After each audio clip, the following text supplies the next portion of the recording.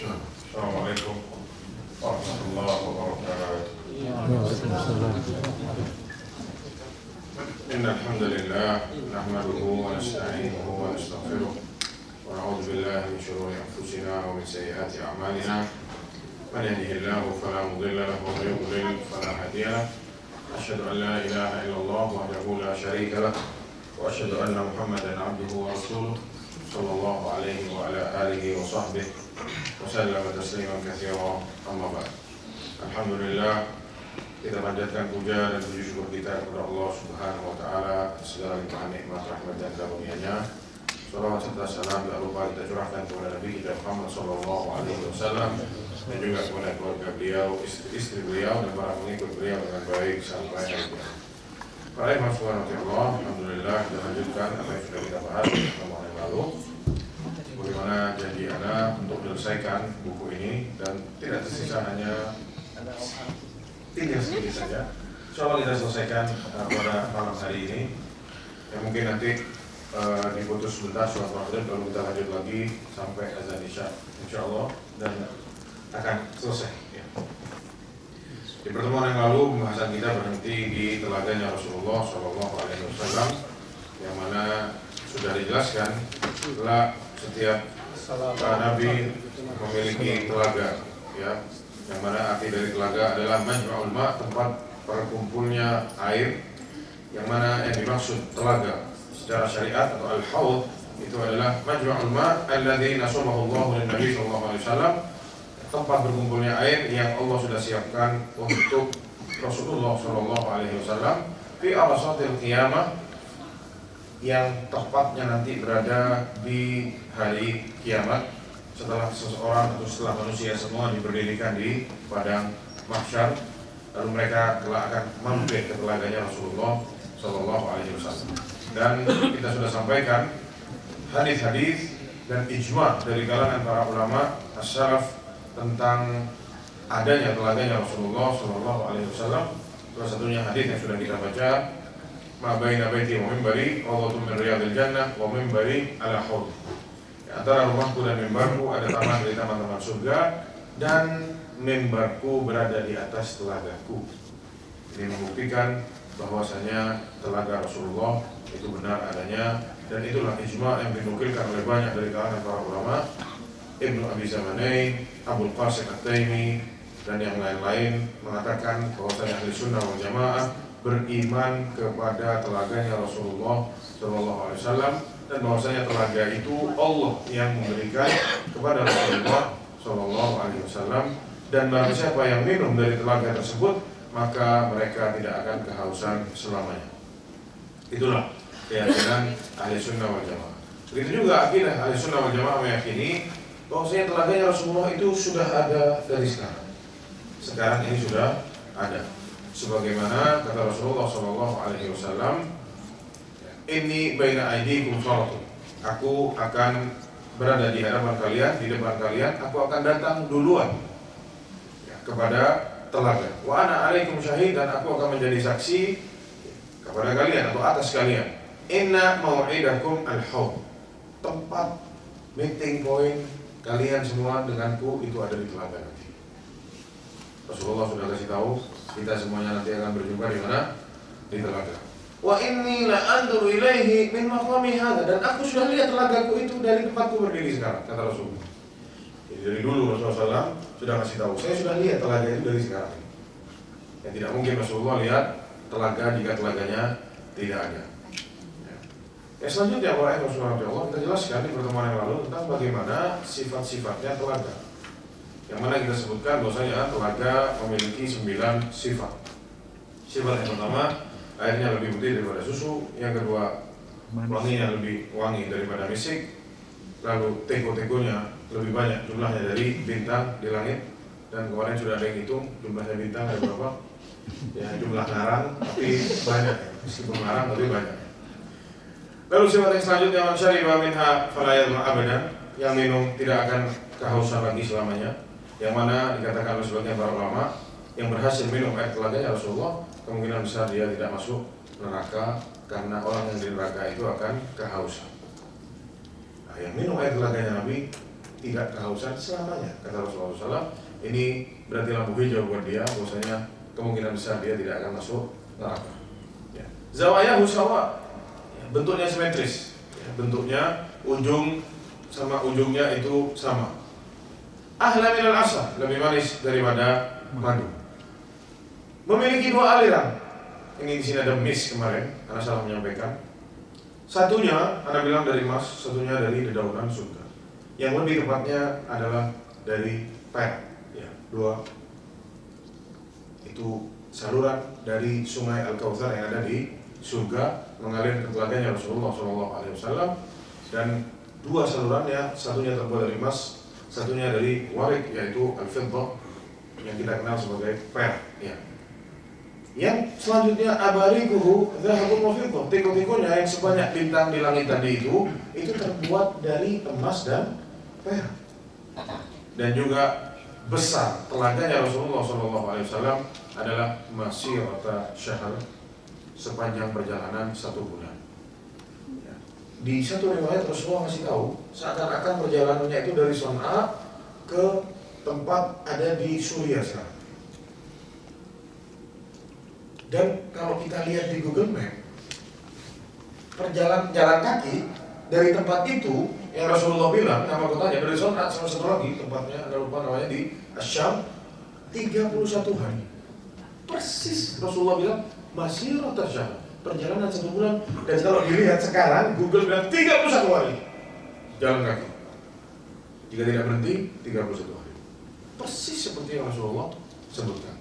Secara mutlak, secara tidak bisa ditawar-tawar. Rasulullah ngomong 31 bulan, 1 bulan. Persis.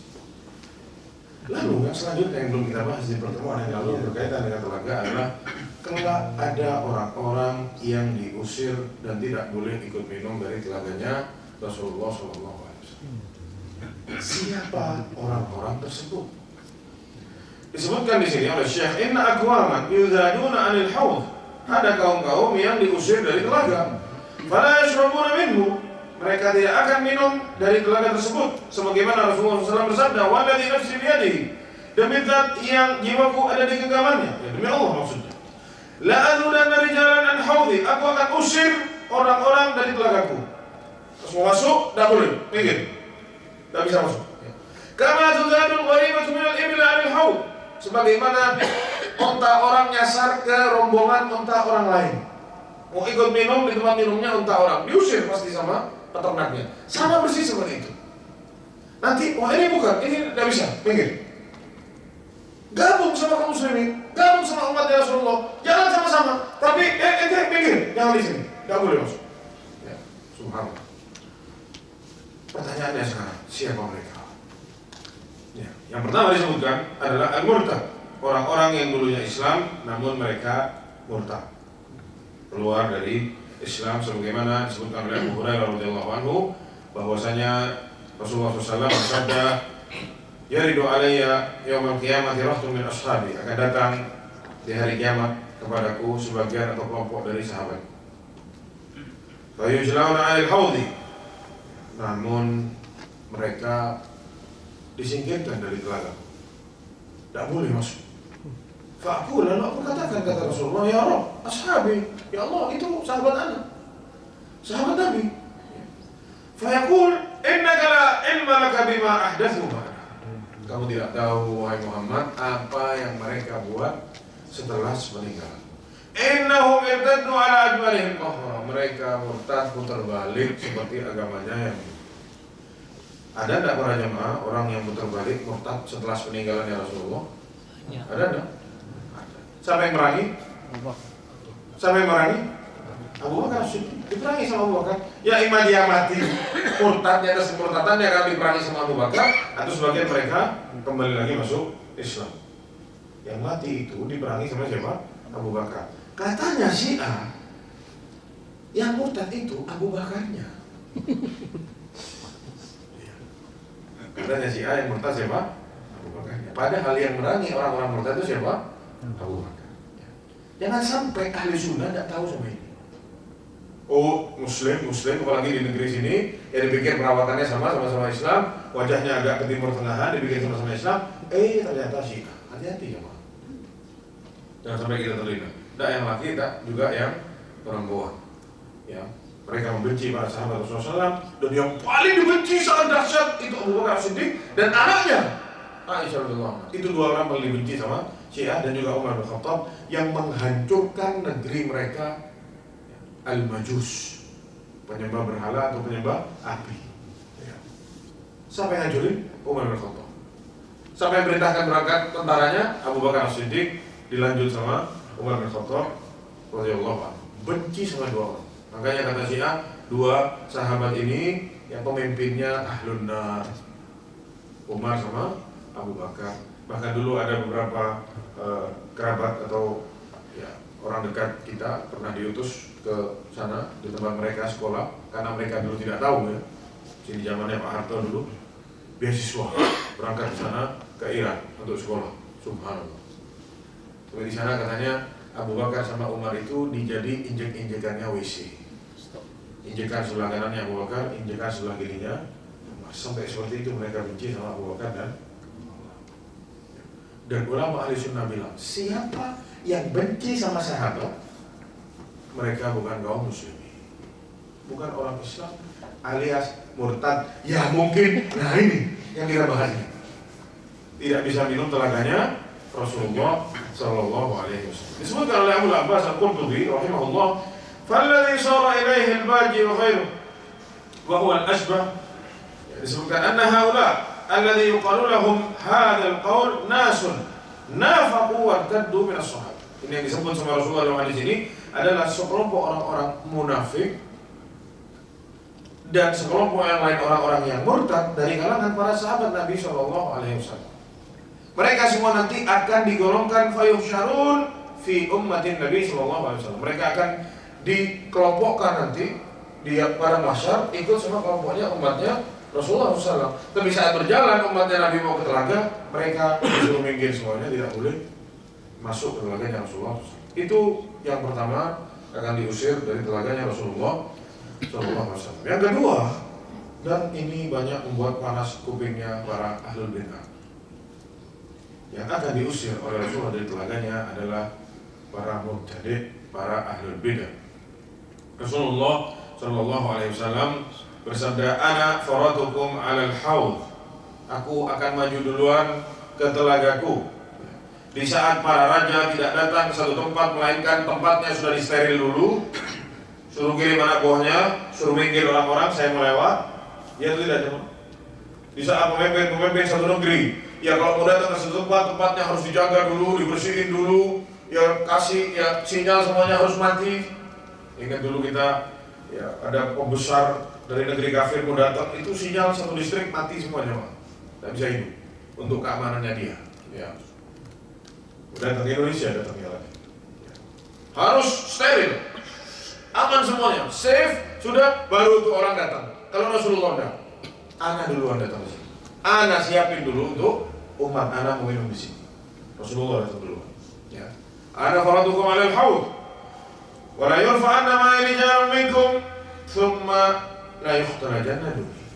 Akan ada mereka-mereka yang berangkat menuju telagaku, namun akan diusir, tidak boleh masuk ke telagaku. Fa'aqulu ya Rabb ashabi, lalu aku bilang, ya Allah, itu sahabat-sahabatku.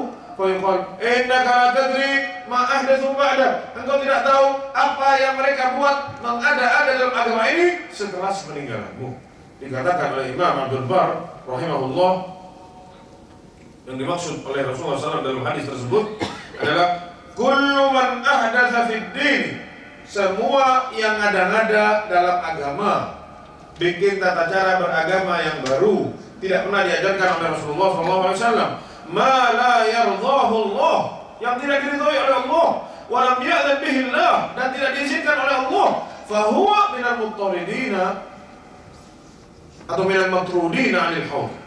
Maka mereka semua akan diusir dari telaganya Rasulullah sallallahu alaihi wasallam, al-mub'adin anhu, yang dijauhkan oleh Allah dari telaganya Rasulullah sallallahu alaihi wasallam. Wallahu alam, katanya Imam Ibn Abdul Bar. Wa ashadduhum tarda, disebutkan oleh beliau. Dan orang-orang yang sangat dahsyat akan diusir dari teladannya Rasulullah SAW. Man khalafa jama'atan muslimin wa farqa sabilahum. Siapa yang memeta-meta jamaah kaum muslimin, bikin grup-grup, kelompok-kelompok yang menyerang, memisahkan diri dari kaum muslimin. Bikin kelompok ini, bikin kelompok itu, merusak persatuan kaum muslimin. Kaum muslimin sudah benar, sudah lurus, bikin sendiri. Kelompok punya pemahaman sendiri. Oh, udah cocok ribut, bikin kelompok lagi yang lain. Oh, udah cocok ribut, bikin yang lain. Yang satunya kalau sholat sunnah duduk terus, padahal bisa berdiri. Ini contohnya mereka. Beda-beda semua mereka. Ada yang kalau zikir hu, ya. Bukan la ilaha illallah, tapi apa? Hu. Disingkat. Besok nanti ada zikir jingkrak. Nanti bikin amalan-amalan. Beda-beda semua. Ini caranya begini, ini caranya begitu, yang kita kenal ini tarikat ini dan ini tarikat itu. Beda-beda. Yang tarikat ini menyalahkan yang ini menyalahkan yang itu. Terus begitu tidak selesai. Ya, hati-hati. Ya, memecah belah persatuan kaum muslimin. Itu yang pertama, orang-orang yang akan terusir dari teladannya Rasulullah SAW. Misal, seperti siapa? Nomor satu, kelompok ahlul bid'ah yang pertama kali ada di atas muka bumi ini. Siapa jemaah? Khawarij. Yang dimusuhi sama mereka itu sahabat. Mereka memisahkan diri dari sahabatnya Rasulullah SAW, bahkan menyalahkan sahabatnya Rasulullah. Bahkan Utsman bin Affan, menantunya Nabi 2 kali, tidak selamat dari lisannya Khawarij. Dibantah sama Abdullah bin Abbas, didatangi sama Abdullah bin Abbas. Dan katanya Abdullah bin Abbas, subhan-subhannya ditanya, gimana? Kata Abdullah bin Abbas, mesti tahu Utsman itu begini, tidak ikut perang Badar, pengecut, kabur dari perang Uhud, tidak ikut Bai'atul Ridwan, di bawah pohon, tidak ikut dia. Disebutkan, bakar Al-Quran. Utsman yang suruh bakar Al-Quran, bakar semuanya karena sisain apa? Satu aja. Satu riwayat. Karena ribut para sahabat, mau bunuh-bunuhan urusan Al-Quran. Kata Utsman, kumpulin yang lain, sisain satu. Ini habis ini semuanya, dibakar. Para sahabat satu pun tidak ada yang bantah, karena setuju sama yang dibuat sama Utsman. Kata Khawarij, pembakar Al-Quran. Dan disebut tuduhan-tuduhan yang lain. Katanya Abdullah bin Abbas, betul kalian. Itu Khawarijnya jamaah, besar kepalanya saat dibilang apa? Betul. Oh, berarti betul yang kita bikin selama ini. Yang ada di kepala kita ini benar semua berarti. Tapi tunggu dulu, kata Abdullah bin Abbas. Tunggu dulu, belum selesai. Itu yang kalian bilang itu benar. Utsman begitu loh. Tapi saya harus sampaikan. Yang pertama, ada ikut perang Badar, Rasulullah yang melarang dia untuk ikut. Karena putrinya Rasulullah, istrinya beliau sedang sakit, disuruh jaga anaknya sama Rasulullah. Dan setelah perang Badar, Utsman sama Rasulullah dikasih apa? Bagian dari harta rampasan perang. Dianggap Utsman itu ikut sama Rasulullah. Utsman sudah mau keluar, tapi sama Rasulullah ditahan. Dia, Khawarij tidak bisa jawab. Rasulullah bilang, jadi antum jadi orang jangan modal semangat aja coba. Berilmu. Khawarij itu betul semangat. Oh, begini. Orang bisa disatin sama dia. Sahabat Nabi pun pernah. Tapi ternyata salah paham. Ya. Itu yang pertama. Yang kedua, kabur di perang Uhud. Betul, kabur di perang Uhud. Kenapa? Karena dengar kabar Rasulullah sudah mati. Utsman berpikir saya lebih baik lari ke Madinah untuk mengamankan orang-orang yang ada di Madinah, sebagian dan sebagian yang lain. Dan pun sama Allah sudah diampuni dosanya. Dibacain ayatnya sama Abdullah bin Abbas. Dia mereka tidak bisa jawab. Al-Quran pun sama, dimakan betul karena orang ribut dulu. Saling mau bunuh urusan Al-Quran ini karena yang dibacanya begini, yang dibacanya begitu, dipikir tidak sama Al-Quran lu, kok beda, dipikir salah satu ada yang salah. Sama Utsman disuruh bakar supaya bersatu kaum muslimin. Tidak ikut baiat, betul tidak ikut. Kenapa? Rasulullah suruh dia, utus dia ke Mekah sana. Dan Rasulullah pakai tangan kirinya salaman sama tangan kanannya, ini tangannya Utsman, salaman sama Rasulullah. Rasulullah yang wakili langsung. Itu jamaah ribuan tobat jamaah. Setelah apa? dikasih ilmu sama Abdullah bin Abbas, tapi ribuan yang lainnya masih belum mau menerima. Ini manusia pertama atau kelompok pertama yang akan diusir dari telaganya Rasulullah SAW. Al-ikhtilafi fi raqih. Dari segala macam bentuk kelompok-kelompok Khawarij yang sangat banyak, mereka semua termasuk di sini. Dikatakan oleh Imam Ibn Abdul Bar. War-Rawafid. Ini para Syiah, Rafidhah sebagaimana yang kita sebutkan barusan. Ala tabayyun dhalaliha. Di atas perpecahan mereka sendiri, punya pemahaman ada Syiah yang begini, ada Syiah yang begitu, semua mereka termasuk dari orang-orang yang diusir dari telaganya Rasulullah SAW. Wal Mu'tazilah ala asnafi ahwaiha. Dan para Mu'tazilah dengan segala bentuk hawa nafsu dan pola beragama mereka yang berbeda-beda masuk ke dalam mereka-mereka yang akan diusir dari telaganya Rasulullah SAW. Fahaulai kulluhum yubaddilun. Mereka semua itu masuk ke dalam hadis Nabi yang kata Rasulullah atau yang disebutkan dalam hadis yubaddil, ahdatsu, berubah-ubah agama Allah Subhanahu wa taala. Maka disebutkan oleh Syekh di sini, ya. Kata Imam Ibn Abdul Bar dalam kitabnya At-Tamhid, kullu haula'i yukhafu 'alaihim ay yakunu ulu bihadzal khabar. Mereka semua ditakutkan masuk ke dalam hadis Nabi yang kita bacakan barusan. Termasuk di dalamnya para adz-dzalamah, mereka yang senang mendolimi orang lain, al-musrifuna fil juri wal zulm, yang atau sudah melebihi batas, zalim, tidak adil, menutup-nutupi kebenaran, ya tatmisul haq wa qatli ahwa wa idlalihim wa qatli ahli wa idlalihim, membunuh orang-orang yang benar. Banyak orang-orang yang baik dibunuh, ya karena tidak menguntungkan ya sebagian orang, ya musuh mungkin ada musuhnya dia yang menghambat dia sama dia dibunuh, padahal itu yang benar. Ini masuk semua dalam ancaman tidak akan minum dari telaganya Rasulullah SAW. Wal mu'linuna bil kaba'ir, yang terang-terangan berbuat dosa, berbangga sama dosanya. Sudah bikin dosa, dia lapor ke banyak orang. Begitu juga bersembunyi-sembunyi dalam maksiat, di depan orang baik, di belakang tidak baik. Wa jami'u ahli az-zayg wal ahwa'i wal bidah. Dan seluruh mereka-mereka yang tersesat, yang beragama dengan hawa nafsunya, yang disebut ya ahlul bidah. Mereka semua terancam masuk dalam hadis Nabi, akan terusir dari telaganya Rasulullah Shallallahu Alaihi Wasallam. Maka bagi setiap Muslim untuk waspada terus dari dua sifat ini. Jangan sampai naudzubillah murtad dan jangan sampai jadi ahlul bidah. Yang selanjutnya, setelah pembahasan tentang haud, Syekh di sini menyebutkan pembahasan yang selanjutnya, dan ini terminal yang selanjutnya, semuanya akan berkumpul di terminal yang ini. Semuanya akan lewat, kecuali orang-orang kafir tidak akan sampai ke sini. Ya, orang-orang kafir akan dilemparkan ke neraka sebelum sampai ke titik ini. Titik ini kita kenal namanya adalah as-sirat. Ya. As-sirat yang disebutkan di sini adalah al-jisr al-mansubu ala matni jahannam. Jembatan yang diletakkan di atas neraka jahannam.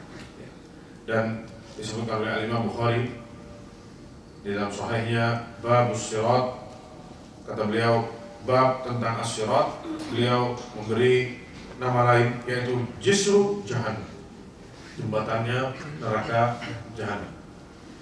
Disebutkan oleh Imam Subhanallah dalam Al-Quran dan Sunnah dan juga al-ijma' bahwasanya as-sirat itu akan ditemui oleh setiap kaum muslimin, akan ditemui oleh setiap kaum muslimin. Disebutkan di sini wa minkum illa wariduha, tidaklah dari kalian melainkan pasti kalian akan berjumpa dengannya. Karena ala rabbika hatman maqdiyah, dan ini perkara sudah pasti dan telah diputuskan oleh Allah Subhanahu wa taala dalam surat Maryam ayat 71. Para ulama berbeda pendapat tentang makna ayat yang kita baca barusan. Wa in minkum illa wariduha, tidaklah dari kalian melainkan akan warid, al-wurud. Apa maksudnya? Masuk atau lewat? Ini diperbincangkan dan diperdebatkan oleh para ulama. Sebagian ulama bilang ad-dukhul, semuanya akan masuk ke neraka. Dengan lewat sirat itu dianggap sudah masuk ke neraka. Ini ditafsirkan oleh sebagian para sahabat, termasuk dalamnya Abdullah bin Abbas dan Abdullah bin Mas'ud, Abdullah bin Rawahah, wa Ibnu Jurayj, wakhtarahu al-Qurtubi, dan ini yang diambil pendapatnya oleh Al-Imam al-Qurtubi. Namun kata yang lain dari ulama yang mungkin lebih banyak lagi, maksudnya al-wurud di atas adalah al-mururu alaiha, lewat neraka jahanam. Kenapa? Karena sirat posisinya di mana? Di atasnya neraka jahanam. Jadi siapa yang lewat berarti dia lewat neraka. Iya. Atau kalau lewat jembatan di atasnya sungai Bengawan Solo, atau bilang saya lewat Bengawan Solo, iya. Betul. Berarti lewat jembatan itu dianggap sampai ke sana, tapi tidak masuk, namun lewat. Dan ini yang rajih. Ya, pendapatnya bahwasanya al-warid atau al-wurud yang ada di ayat adalah al-murur ala sirat, ya, melewati sirat. Lalu yang berpendapat itu melewati sirat bukan masuk, itu mendatangkan beberapa dalil. Salah satunya datang dari Jabir bin Abdullah radhiyallahu anhu. Kata beliau, akhbaratni Ummu Mubashshir, aku dikasih tahu sama Ummu Mubashshir radhiyallahu anha, annaha sami'atin Nabi sallallahu alaihi wasallam yaqul, bahwasanya dia mendengar Rasulullah sallallahu alaihi wasallam bersabda, "Inda Hafsah," dan pada waktu itu ada Hafsah binti Umar bin Khattab radhiyallahu anha. Radhiyallahu anha. La yadkhulun nar, kata Rasulullah, insyaallah min ashabis syajarati ahadun min alladziina bay'u tahta. Tidak akan masuk neraka mereka yang, itu insyaallah kata Rasulullah. Di sini insyaallah bukan keraguan, tapi Rasulullah di sini tidak mau mendahului Allah Subhanahu wa taala.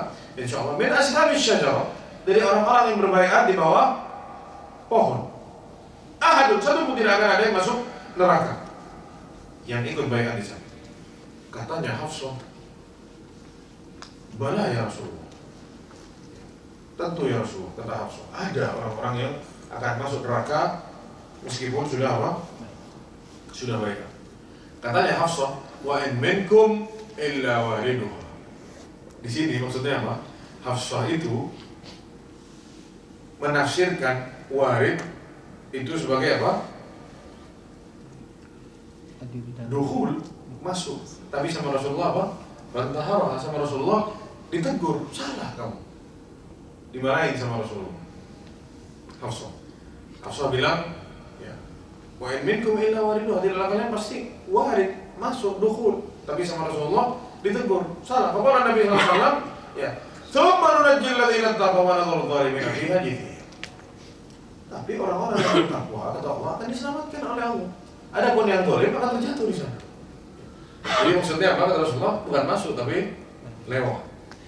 Ini dalil yang mengatakan bahwasanya orang-orang itu hanya lewat saja, tapi bukan dikatakan masuk neraka saat melewati as-sirat. Intinya orang yang subhanahu wa ta'ala semuanya akan lewat di sini. Semua akan berjumpa di sini. As-sirat.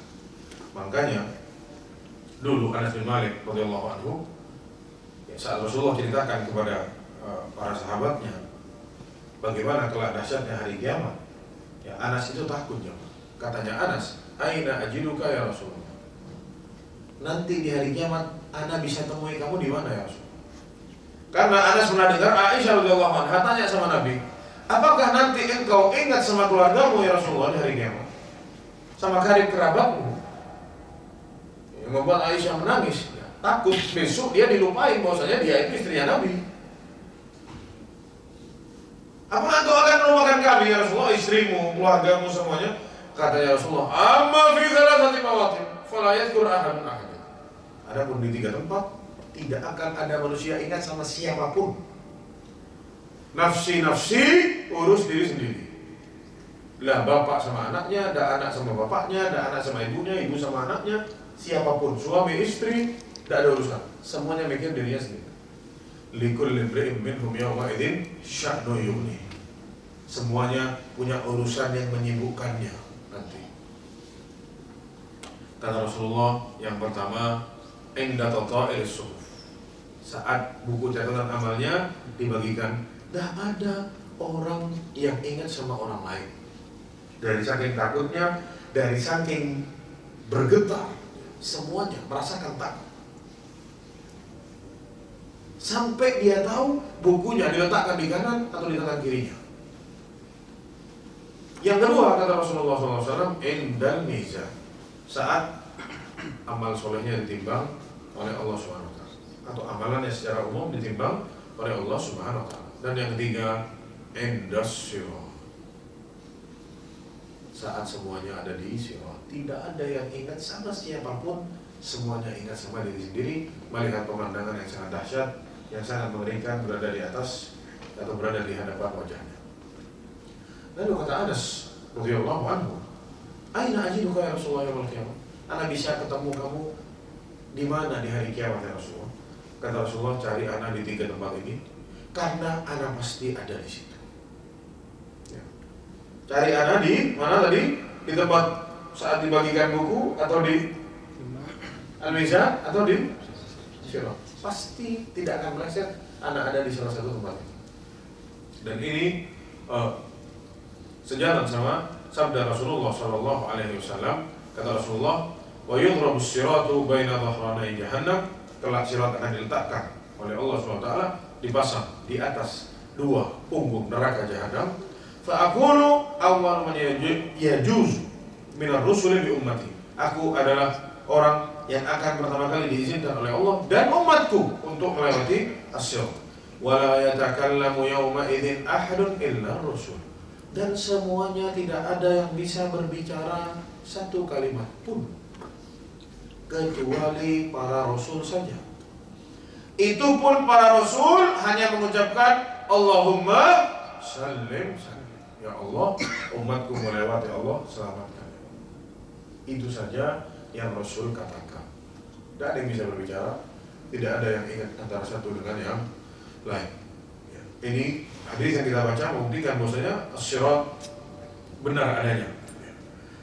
Lalu disebutkan para jamaah sekalian, tidak cukup dalil dari as-sunnah, melainkan juga disebutkan oleh Imam Ibnu Abi Hatim, begitu juga oleh Ibnu Abi Zamanain, Imam Ismail As-Swabuni atau Abu Ismail atau Abu Ismail As-Swabuni, begitu juga Abdul Qasim At-Taimi dan yang lain-lain. Mereka mengatakan semua yu'minu ahlud din atau yu'minu ahlud din was sunnah bil ba'thi ba'dal maut wal maqamul ha'il minas sirat. Ahli sunnah semuanya beriman kepada hari kebangkitan dan kepada hari atau tempat yang mengerikan, yaitu as-sirat. Ini diimani oleh seluruh ahli sunnah wal jamaah. Yang selanjutnya para jamaah subhanahu Allah, bagaimana sifatnya as-sirat? Dahulu Rasulullah SAW ditanya sama para sahabat, saat Rasulullah bilang nanti di hari kiamat ada namanya al-jisr, jembatan. Kata para sahabat, ya Rasulullah, al-jisr, jembatannya apa itu? Gimana? Jembatan apa? Disebutkan dahlu mazillah. Sirat itu dahlun mazillah. Apa artinya dahlun mazillah? Disebutkan di sini para jemaah sekalian di catatan kaki. Ya. Dahl maknanya adalah licin. Ya. Satu tempat dari saking licinnya tidak ada kaki yang bisa diam di sana. Saat dia injak itu, kakinya akan bergoncang-goncang dari saking licinnya. Ini disebutkan oleh Rasulullah Sallallahu Alaihi Wasallam, tempat yang akan menggelincirkan kaki-kaki yang menginjaknya. Dengan kata lain, sifatnya as-sirat yang pertama adalah sangat licin dan menggelincirkan orang yang ada di atasnya. Ya, itu yang pertama sifatnya. Fihi khatatif wa khalalib wa hasad. Di situ ada kaitan-kaitan yang akan lewat menyambar-nyambar siapa yang lewat di atas as-sirat. Dan mereka diperintahkan oleh Allah untuk jatuhkan fulan. Taat itu kaitan-kaitan. Bahkan dikatakan di kaitannya terdapat hasad, yang mana artinya adalah show, yaitu duri, yang mana orang yang kena sama itu akan nempel, lengket di situ dan akan terbuang ke neraka jahanam, dan namanya adalah as-sa'dah.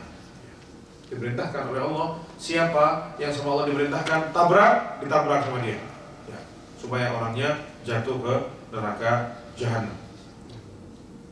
Jadi sifat dari as-sirat yang pertama zalikun, sangat licin. Yang kedua ada kaitan-kaitan, ya. Dan yang ketiga sifatnya adalah lebih tipis daripada rambut dan lebih tajam daripada pedang, ya. Lalu para ayat subhanahu wa ta'ala, siapa yang akan melewati as-sirat? Sudah kita sebutkan tadi bahwasanya orang-orang kafir tidak ada yang lewat as-sirat. Orang kafir langsung dikelompokkan, disuruh baris, masuk semuanya ke neraka jahanam. Wasiqal ladzina kafaru ila jahannama zumar. Orang-orang kafir akan digiring berbaris, berkelompok-kelompok kemana? Ke jahanam. Na'udzubillah. Baris jalan, mau kemana ditanya? Mau ke neraka jahanam. Gimana ya? Na'udzubillah. Disebutkan an Abi Hurairah radhiyallahu anhu bahwasanya Rasulullah SAW bersabda, "Wa yudrabu as-sirat baina dhahray jahannam fa akunu ana wa ummati awwalu man yujib." Sirat akan diletakkan oleh Allah di atas neraka jahanam, dan aku dan umatku yang akan pertama kali melewati as-sirat. Lalu para jamaah subhanahu Allah, Rasulullah SAW menjelaskan bagaimana orang-orang melewati as-sirat. Kata Rasulullah SAW, bahwasanya ada orang-orang yang melewati sirat itu, alam taro ilal barqi kaifa yamurru wa yarji'u fi tarfati ain. Ada yang melewati sirat seperti apa? Al-barq, seperti halilintar, seperti petir, kilat. Pek nyentuh sirat, sampai ke ujung sana, selamat. Ya. Luar biasa, subhan. Ya, itu tergantung sama amalan solehnya di atas muka bumi. Baru sampai sudah ada di sana, selamat. Ya. Summa kabar rih, ada yang lewat tapi seperti apa? Angin. Ya, ditiup sama angin. Ya, cepat juga ditiup sama angin. Summa kabar tayr, ada yang seperti terbangnya burung. Ada wasyadir rijal, seperti larinya orang dewasa, laki-laki. Tajri bihim amal, yang membuat mereka bisa seperti itu adalah amal-amal kebaikan. Wa nabiyyukum qa'imun 'alas sirat, kata Rasulullah SAW, adapun nabi kalian itu berdiri di atas as-sirat, dan nabi kalian mengatakan Rabbi salim salim. Kata Rasulullah apa? Rabbi salim salim. Lalu para jamaah subhanahu wa ta'ala, disebutkan di sini orang-orang yang beriman akan diberikan cahaya oleh Allah subhanahu wa ta'ala di hari kiamat nanti, supaya dia bisa melihat, terang matanya bisa melihat mana as-sirat, mana jembatannya, mereka bisa lewat jembatan itu. Adapun orang-orang munafik, oleh Allah subhanahu wa ta'ala akan dibuat gelap pandangannya. Jadi orang munafik itu jamaah dulu hadir kajian sama Rasulullah juga di masjid, sholat juga di masjid sama Rasulullah. Dirinya itu, statusnya itu muslim, dianggap sama orang, duduk bareng sama Nabi. Besok di hari kiamat juga gabung di situ sama orang-orang Islam, sama orang-orang mukmin. Orang munafik padahal yang mukminnya sama Allah dikasih penglihatan terang, dikasih nur.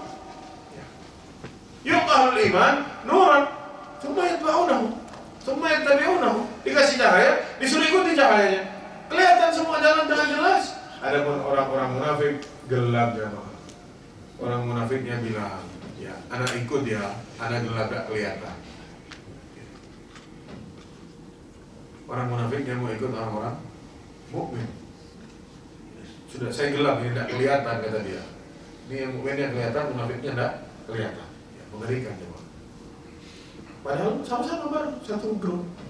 Yang satunya terang benderang ngelihat jalanan, yang satunya tidak kelihatan.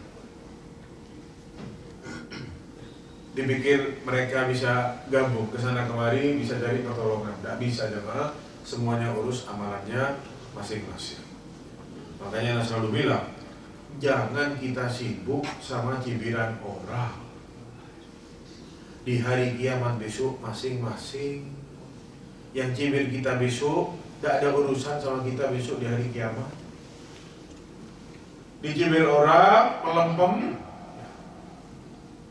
dicibir orang kita berubah, dicibir orang yang baik jadi salah, yang buruk jadi benar gara-gara dicibir orang. Besok urusannya sendiri-sendiri. Sudah di alam barzah sendirian, besok di hari kiamat pun sendiri.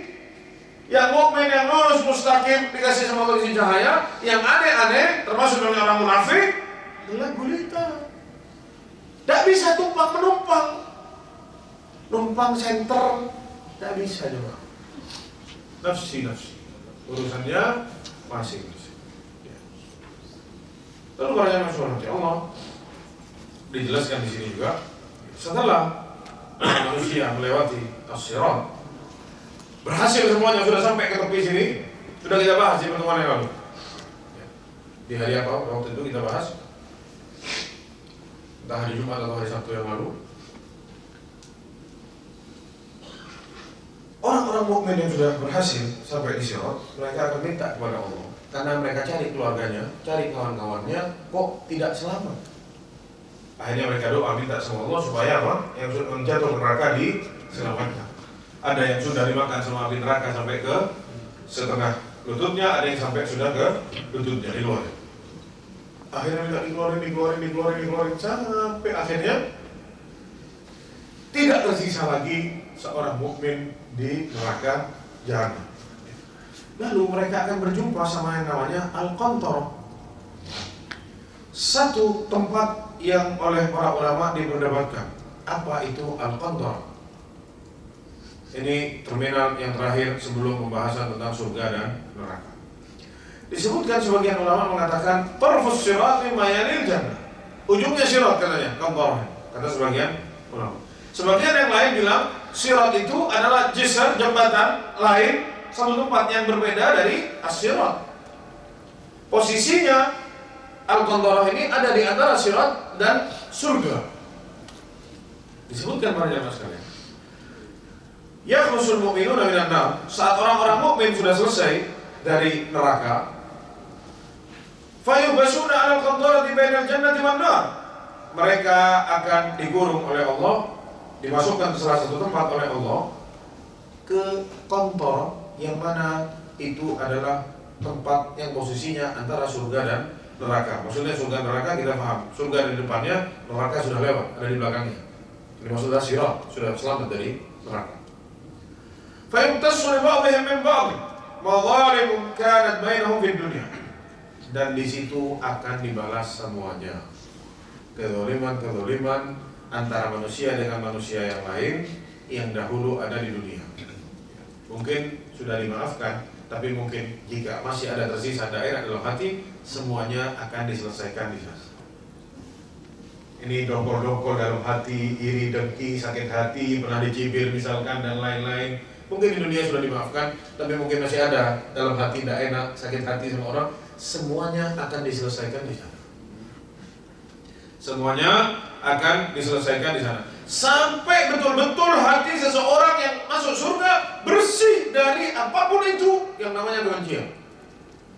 Hatta idza hulibu wa nubu udzina lahum fi dukhulil jannah. Saat hatinya sudah murni bersih, tidak ada dongkol, tidak ada marah, tidak ada masalah apa lagi antara satu dengan yang lain, baru mereka diizinkan untuk masuk surga. Fa wallazi nafsu Muhammadin biyadihi, demi zat yang jiwanya Muhammad ada di genggamannya, lahaduhum ahda bimanzilihi fil jannah minhum bimanzilihi kana fid dunya. Sungguh orang-orang mukmin nanti yang masuk surga, dia lebih tahu jalan ke tempatnya dia di surga daripada jalan ke rumahnya dia dulu. Paham ya? Ini orang-orang mukmin, dia akan lebih tahu tempatnya dia di surga. Langsung masuk sudah cari, dia tahu tempatnya di tempat mana. Itu dia lebih tahu daripada jalan menuju rumahnya sendiri. ya, yang ada mungkin di dunia. Para jamaah yang dirahmati Allah, ini hadis menjelaskan bahwasanya kelak ada yang namanya al-qantarah, yang mana al-qantarah ini disitulah nanti semuanya akan dibersihkan hatinya dari rasa-rasa dongkol, iri, dengki, marah, ya, ada masalah apa, pernah tabrak-tabrakan misalkan, urusan belum selesai, yang ada dalam hati, antara di akhirat besok, ya. Nah itu semuanya akan diselesaikan di al-qantarah. Jadi saat masuk surga semuanya sudah bersih dari masalah apapun itu masalahnya. Jadi tidak ada di surga ini dengki, ya Allah itu kok bidadarinya ini, kok anak segitu, tidak ada. Padahal dia itu dulu bejat, ya. Anak tahu masa lalunya, misalkan begitu. Tidak ada begitu lagi. Sudah selesai semua. Selesai dari al-qantarah para jamaah sekalian, baru mereka semua akan masuk ke surga. Maghrib kurang berapa lama? Maghrib setengah menit lagi. Baik. Insyaallah pembahasan surga dan neraka kita bahas setelah azan maghrib atau sholat maghrib. Insyaallah. Jadi langsung selesai dan seterusnya. Kami dulu tidak sholat dan saat mereka ditanya itu jawaban mereka. Ya selanjutnya ada nama di neraka yaitu al-jahim. Walladzina kafaru wa kadzdzabu bi ayatina ulaika ashabul jahim. Mereka yang mendustai, ya, kufur kepada ayat-ayat kami, maka mereka lah ashabul jahim yang akan menjadi penghuni neraka yang namanya disebutkan di sini adalah al-jahim. Yang selanjutnya al-hutamah. Kalla la yunbadanna fil hutamah. Wa adraka mal hutamah narullahi al-muqadah. Sungguh mereka akan dibenamkan semuanya di dalam al-hutamah. Wa adraka mal hutamah. Tahukah kalian apa itu hutamah? Kata Allah, narullahi al-muqadah. Neraka yang semua Allah sudah dinyalakan. Mereka akan dimasukkan ke dalam neraka yang namanya Allah sebutkan di sini al-hutamah. Jadi itulah beberapa nama-nama neraka yang sering kita lewati saat kita membaca Al-Quran, dan itu semua dari nama-nama neraka. Yaqumu 'alan nari malaikatun ghiladun syidad. Dan di atas neraka atau dalam neraka Allah utus para malaikat-malaikat yang sangat dahsyat, keras, bengis, tidak ada ampun. Hum khazanatu jahannam. Mereka lah penjaga neraka jahanam yang jumlahnya ada 19. Allah SWT berfirman, alaiha 19. Di neraka itu ada 19 para malaikat yang menjaga neraka.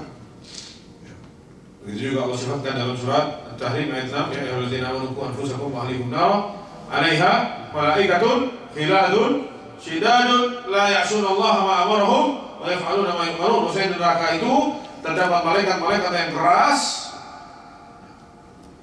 tidak ada ampun, dan mereka semua taat sama Allah, tidak pernah bermaksiat atas apa yang Allah perintahkan kepada mereka. Allah suruh apa? Adab. Mau ini minta ampun, minta tidak ada sama sekali. Habisi, semuanya mereka habisi. Semuanya mereka adab tanpa bisa kita ajak kompromi dan kita lobby.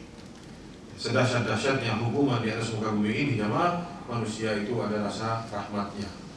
Ya. Mungkin kita bisa lobby, kita bisa kompromi, banding dan lain-lain, tapi di neraka ini semuanya tidak ada. Bahkan kita sudah sampaikan beberapa waktu lalu, di pertemuan yang lalu, mereka meminta agar mereka semua dibunuh oleh Allah SWT karena tidak mampu menerima azab yang tidak pernah selesai. Saat kulitnya gosong, Allah ganti kulit yang baru yang tebal lagi. Saat apinya mati, Allah ganti dengan api lagi yang lebih dahsyat lagi. Terus tidak pernah selesai. Ya. Akhirnya mereka mengatakan kepada malaikat Malik, ya Malik, lihat di alaina rabbuk, wahai Malik, sudah sampaikan ke Allah, habisi kita semua, jangan disisakan. Mau sampai kapan dia azab terus? Tidak selesai-selesai. Didiamkan oleh Imam Malik. Dia azab terus dibiarkan. Mereka minta, ya Malik, sama malaikat Malik tidak didengarkan semua mereka. Sampai akhirnya malaikat Malik menjawab dengan satu kalimat yang membuat hancur harapan mereka semua. Apa kata malaikat Malik? Innakum makithu. Tempat kalian di sini. Tidak akan selesai, tidak akan ada habisnya. Di sini tempat kalian. Lalu malaikat Malik tidak pernah ngomong lagi semenjak beliau mengatakan itu. Selesai. Dan disebutkan pada jemaah sekalian dari sifat neraka wasi'ah, ba'idatul qa'ri azimatul khaliq, bahwasanya neraka itu sangat luas dan dasarnya sangat dalam dan bentuknya pun sangat, yaitu dasar makhluk Allah yang sangat besar sekali. Disebut oleh Anas bin Malik radhiyallahu anhu, bahwasanya Rasulullah SAW bersabda, "La tazalu jahannam yulqa fiha wa taqul." Neraka jahanam terus-menerus dilemparkan manusia ke dalamnya, dan malaikat neraka jahanamnya bilang, "Hal min mazid?" Apa ada tambahan lagi? Sudah dimasukin semua jemaah ini. Orang-orang sudah masuk ke dalam neraka jahanam, terus dilempar, jatuh, dilempar, terus. Nerakanya bilang apa? Ada tempat lagi, masih banyak tempat kosong, sini lempar lagi. Hatta yadha'u Rabbul Izzati fiha qadamahu, sampai akhirnya Allah meletakkan kakinya di neraka, yang membuat fayanzawi ba'daha ila ba'd, yang membuat bagian yang tadi masih luas itu jadi terlipat sempit. Akhirnya nerakanya bilang apa? Qatun, sudah cukup, sudah penuh. Lihat rahmatnya Allah Subhanahu wa ta'ala. Nerakanya bilang sini, al-min mazid, sama Allah dipenuhin, sudah. Tidak ada lagi yang mau dimasukkan ke dalam neraka. Jadi bukti bahwasanya neraka sangat besar, bahkan sudah dimasukkan semuanya, masih minta apa? Al-min mazid. Lalu para jemaah sekalian, dijelaskan juga bahwasanya suatu hari Rasulullah SAW mendengarkan satu suara dentuman. Lalu Rasulullah katakan kepada para sahabatnya, "Kalian dengar tadi suara apa itu?" Kata para sahabat, "Allah wa Rasulullah." Lalu kata Rasulullah, "Ada hajarun rumiya bihi fin nari mundu 70 khalifah." Itu suara dentuman batu yang dilemparkan ke neraka jahanam dari 70 tahun yang lalu. Fa huwa yahwi fin nari al-an hatta intaha ila qariha. Dia terus bergelinding, jalan jatuh ke neraka sampai barusan mendarat di dasarnya. 70 tahun dilempar, baru sampai 70 tahun setelahnya. Jadi saking dalamnya neraka jahanam. Begitu juga para jemaah sekalian, dari saking besarnya neraka, ya, selain tadi sampai Allah letakkan kakinya di dalam neraka, baru nerakanya bilang penuh. Lalu yang kedua, batu dilempar, baru sampai 70 tahun setelahnya. Lalu yang ketiga yang membuktikan bahwa neraka ini adalah makhluk yang sangat dahsyat besarnya, kata Rasulullah SAW, "Yu'ta bi jahannam yaumaidin wa laha 70 alf zimam." Neraka itu akan didatangkan oleh Allah SWT kepada mahsyar nanti, dan neraka jahanam itu memiliki 70.000 tali kekang. Ya, kalau orang punya hewan buas di rumahnya, melihara macan, dikasih tali kekang jemaah supaya bisa ditarik macannya, tidak terlalu orang lain. Makhluk ini, singa itu makhluk Allah SWT, diberi tali kekang. Orang punya hewan apa sama orang dikasih tali kekang. Neraka adalah makhluk Allah dan ada tali kekangnya. Jumlahnya 70.000 tali kekang. Ma'kulli zimamin 70 alf malaki yajurruna. Setiap satu tali kekang ditarik oleh 70.000 malaikat. 70.000 malaikat pegang satu tali kekang. Ada 70.000 tali kekang. Diseret, Allah perintahkan datangkan. Waji'a yawma idzin bijal. Kelak di padang mahsyar Allah akan seret, Allah akan perintahkan untuk didatangkan neraka jahanam. Ternyata ditarik 70.000 tali kekang, dan setiap tali kekang ditarik oleh 70.000 malaikat. Begitu juga para jemaah sekalian, neraka layaknya surga. Neraka itu, surga kita tahu tadi berderajat, bertingkat-tingkat. Sama di sini neraka pun ada tingkatannya. Allah SWT berfirman, "Innal munafiqina fid darkil asfali minan nar." Orang-orang munafik itu tempatnya ada di neraka yang paling dalam. Berarti neraka, ya dari ayat ini kita belajar neraka itu bertingkat-tingkat. Ada yang paling bawah, ada yang di atasnya. Dan kita tahu juga bagaimana Abu Thalib, pamannya Rasulullah SAW, huwa fi dhahmin min nar, dia di neraka yang paling ringan, kata Rasulullah. Berarti ada yang sangat berat, ada yang ringan. Ini melambangkan neraka itu berderajat. Lalu selanjutnya pintunya ada berapa? 7. Sudah kita sebutkan tadi.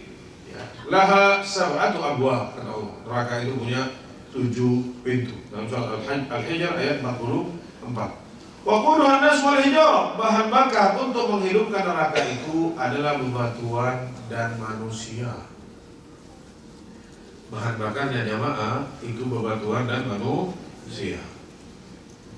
Allah SWT berfirman, fattaqun nar allati waquduhan nasu wal hijarah u'iddat lil kafirin. Takutlah kalian kepada neraka yang bahan bakarnya adalah manusia dan bebatuan yang telah Allah siapkan untuk orang-orang kafir. Dan disebutkan pada jemaah sekalian dari sifat-sifat neraka, harruha syadid, panasnya yang sangat dahsyat, wa ma'uha hamim, airnya pun demikian, ya, mudhilliha yahmum, bahkan naungannya dari panas itu pun panas juga. Jadi dikatakan nanti ada orang-orang yang minta untuk dinaungi, ya Allah, naungi kami dari saking panasnya neraka, ternyata naungannya pun apa? Panas. Kata Allah SWT, wa ashabus shimali ma ashabus shimal fi samumin wa hamim, di ubangan udara yang sangat panas, air yang mendidih, wa dhillim yahmum, naungannya pun yang panas sangat dahsyat, la baridin wa la karim, yang tidak ada dinginnya sama sekali, tidak bikin dia merasa sejuk dan terhindar dari rasa panas tersebut.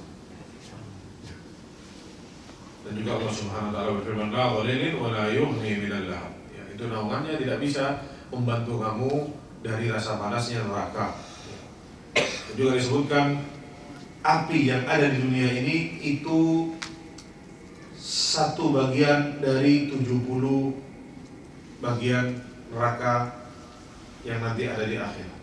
Jadi api yang sekarang itu sab'ina juz'an, 1/70 dari panasnya api neraka yang sudah Allah siapkan. Rasulullah SAW bersabda, narukum hadhihi allati yuqidu ibnu Adam juz'un min sab'ina juz'an min harri jahannam. Neraka yang kalian, atau api yang kalian pakai ini di dunia ini itu 1/70 dari api yang ada di neraka nanti. Dan juga dari sifat neraka, apinya tidak pernah mati, tidak pernah habis. Kalaupun apinya mati, dari saking dahsyatnya dia membakar para manusia di sana, Allah akan ganti dengan api yang lebih besar. Allah SWT berfirman, ya kullama khabat zidnahum sa'ira. Setiap apinya mulai redup mati, Allah tambahkan lagi api yang lebih besar lagi. Makanannya orang-orang yang ada di neraka, Allah juga sebutkan, sebagaimana tadi orang-orang di surga bebas memakan apa saja yang dia kehendaki, di neraka mereka oleh Allah disiapkan makanan karena nanti mereka berteriak kelaparan, mereka teriak kehausan.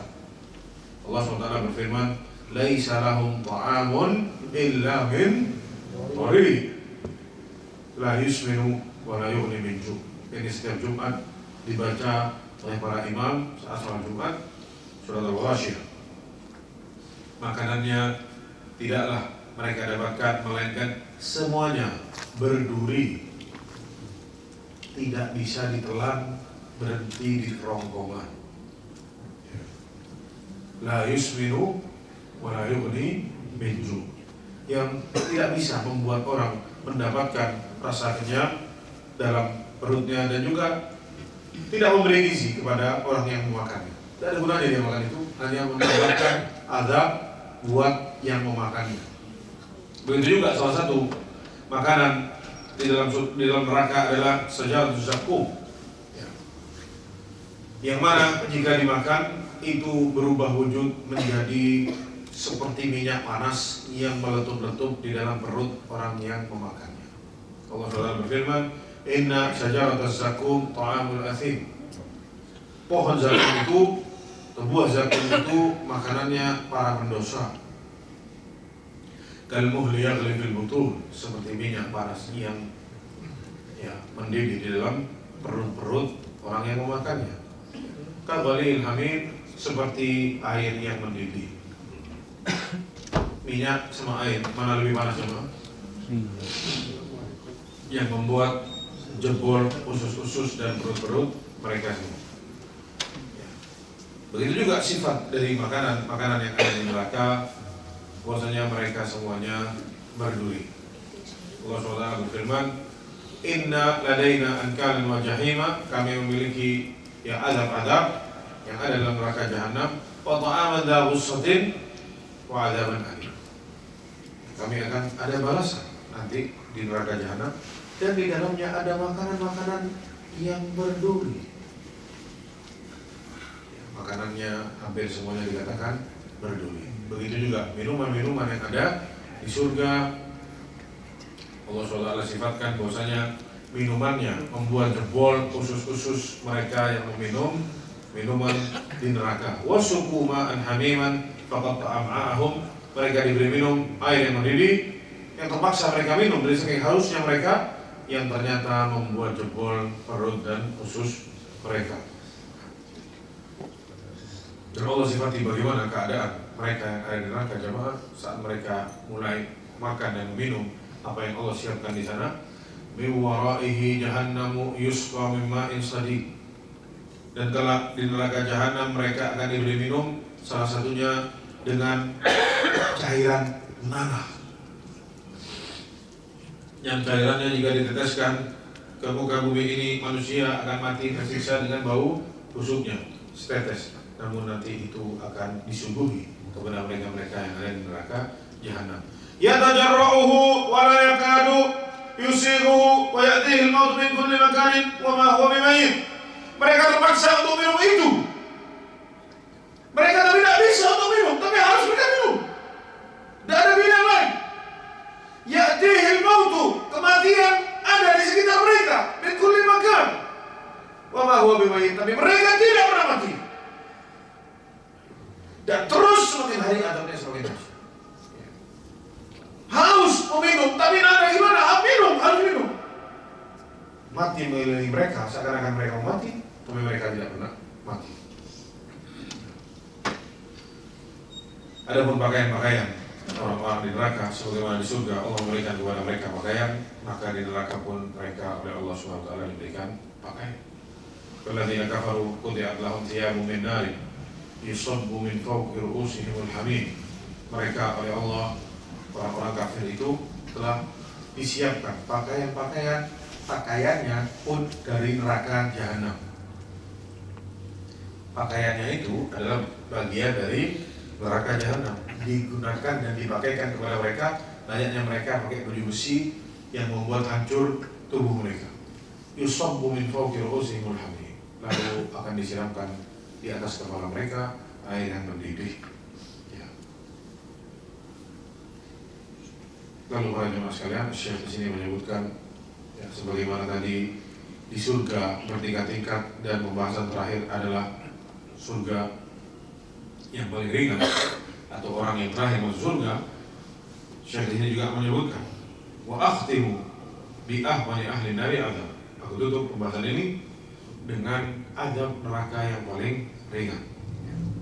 Disebutkan oleh Nu'man bin Bashir radhiyallahu anhu, sami'tu Nabi sallallahu alaihi wasallam yaqul, mendengar Rasulullah SAW bersabda, inna ahwana ahli nari adaban yaumil qiyamah, sungguh penghuni neraka yang paling ringan adabnya adalah la rajulun yudha'u atau tudha'u fi akhmasi qadamaihi jamratan wa yaghli minhuma dima.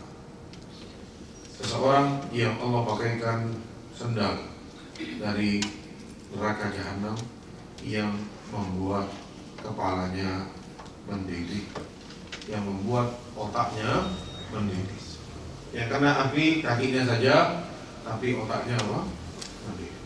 Dan ini yang dikatakan oleh para ulama, adabnya pamannya Rasulullah Sallallahu Alaihi Wasallam, adab neraka yang paling ringan, namun dia diperintahkan untuk menggunakan dua pasang atau sepasang sendal dari api neraka yang membuat otaknya mendidih. Na'udzubillahi minan nar. Ya, semoga Allah SWT menjadikan kita hamba-hambanya yang Allah masukkan ke surganya tanpa hisab dan tanpa adab. Allah menjadikan kita para hamba-hamba yang husnul khatimah, yang istiqomah terus berjalan di atas jalan Allah dan Rasulnya. Ini yang bisa saya sampaikan kepada jemaah sekalian. Kurang lebihnya mohon maaf, dan semoga yang disampaikan dari beberapa pertemuan ini bermanfaat untuk kita dan menambahkan keimanan kita semua dan membuat kita menjadi hamba-hamba yang takut kepada Allah Subhanahu wa taala. Wassalamualaikum. Mohon maaf juga mungkin pertanyaan yang belum sempat untuk ditanyakan, yang mungkin bisa ditanyakan nanti ada Ustaz Agus di sini, bisa beliau yang menjawab di pertemuan-pertemuan yang lain. Dan izin pamit pada jamaah sekalian, insyaallah hari Rabu Anda berangkat pulang ke Indonesia. Mohon doanya semoga Allah SWT beri kesehatan. Assalamualaikum warahmatullahi wabarakatuh. Waalaikumsalam.